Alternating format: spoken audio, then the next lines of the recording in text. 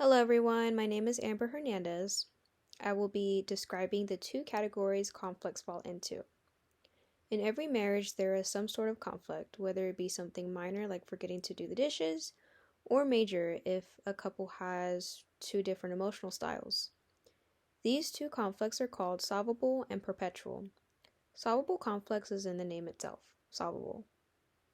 Communication issues, daily routine, responsibilities, and financial matters are some of the most common solvable conflicts. It is important to note that every relationship in marriage will have these types of problems. Although they are more common, solvable conflicts can also cause stress and tension. I'm going to use the first example that I mentioned, which is forgetting to do the dishes. Let's say a married couple named Bill and Carol. They both agreed on which chores that they're going to be doing. Carol agrees on prepping and cooking dinner. After they eat dinner, Bill will then wash their dishes, plus any other dishes that's in the sink. These days, Bill would eat dinner and skip the dishes and lay on the couch. As the dishes are piling up, Carol grew frustrated. She tells Bill, "Most of our dishes are dirty and need to be washed. Could you please help?" Bill gets upset and tells her, "I am tired. I've worked 6 days a week and don't get a break."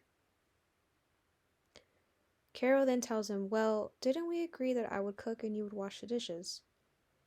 Bill then gets up and says, "Don't start with me," and storms out of the room. To solve this conflict, Bill and Carol had to cool off first and then discuss what happened.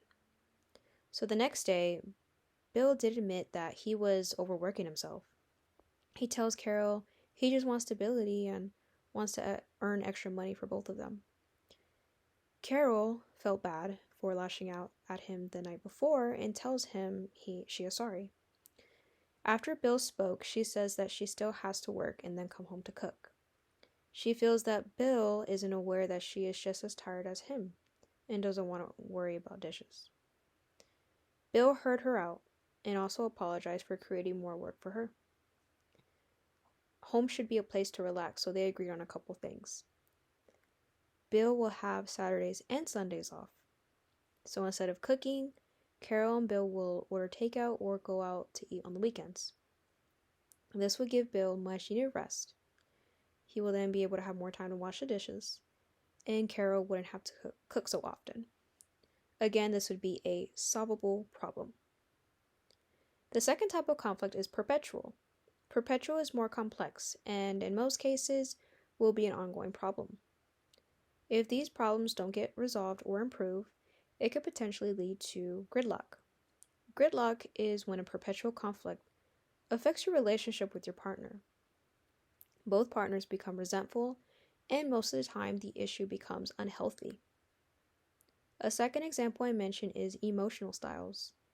Another married couple named, let's say, Mark and Jennifer, they both have an issue with their temperament. When Mark and Jennifer argue, Mark is vocal and raises his voice, while Jennifer is non-confrontational. She doesn't like that he has to yell to get his point across. Mark doesn't like that she doesn't speak up, so he accuses her for not caring. This is perpetual because during an argument, they have different emotional styles of coping. It is impossible to change the person how they react to situations. But in order to solve this perpetual conflict, Mark and Jennifer need to understand and accept their differences. While Mark's yelling could be less frequent, there are other ways to voice his frustrations. Jennifer can be receptive in a way that she feels safe and heard. So overall, solvable and perpetual conflicts can happen to anyone. Even the happiest and healthiest marriages have these issues. So, to manage them, couples must accept each other for who they are and understand that no one is right in a given situation.